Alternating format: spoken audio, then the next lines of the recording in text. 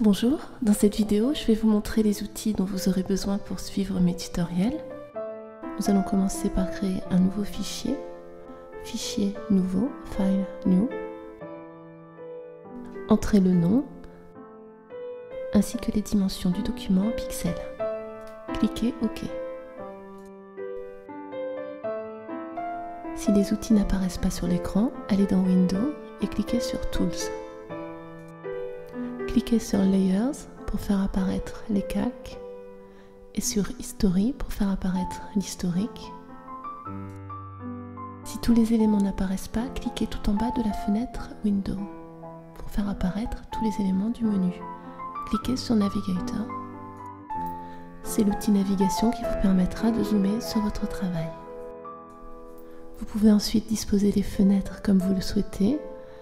Je regroupe en général les calques et l'historique. De cette manière, j'agrandis la fenêtre de calque.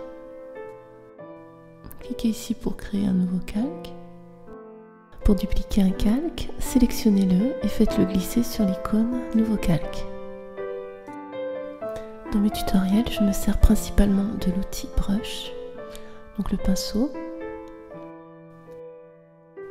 Vous pouvez choisir un pinceau à bordure ou un pinceau à bord doux. Cliquez sur la flèche pour choisir un autre pinceau que vous aurez téléchargé gratuitement sur mon site www.stval.fr.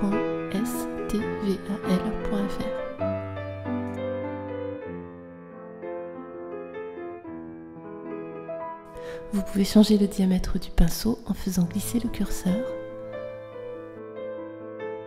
Vous pouvez également changer l'opacité.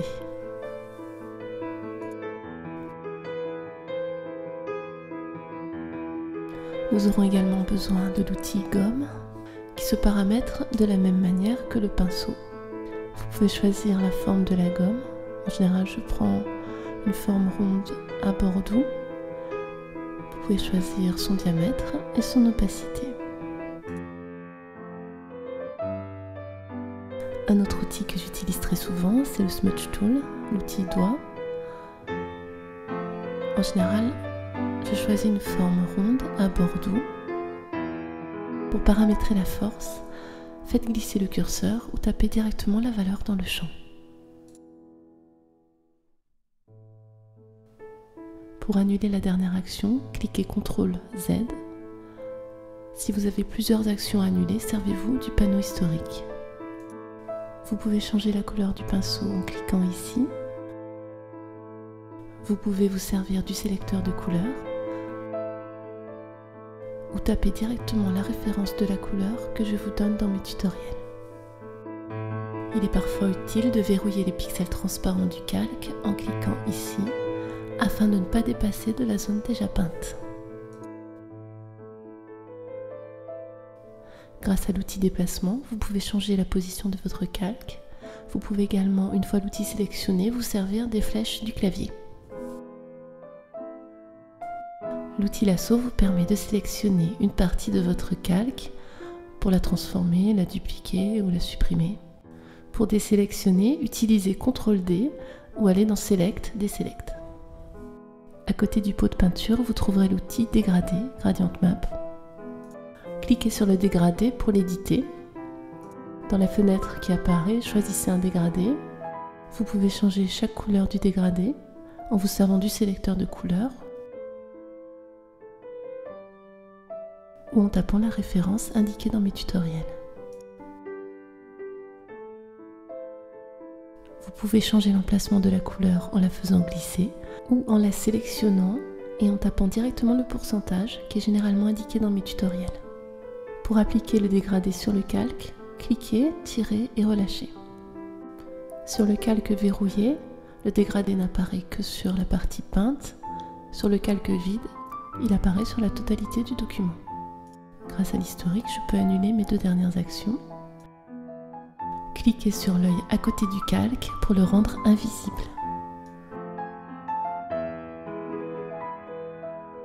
Vous pouvez également changer son opacité.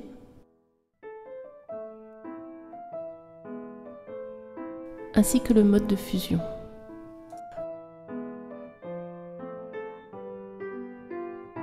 En cliquant ici, vous pouvez créer un nouveau calque de réglage. Par exemple, les courbes vous permettront d'ajuster les tons, le contraste et la luminosité de l'image. Vous pouvez aussi ajouter un calque teinte saturation.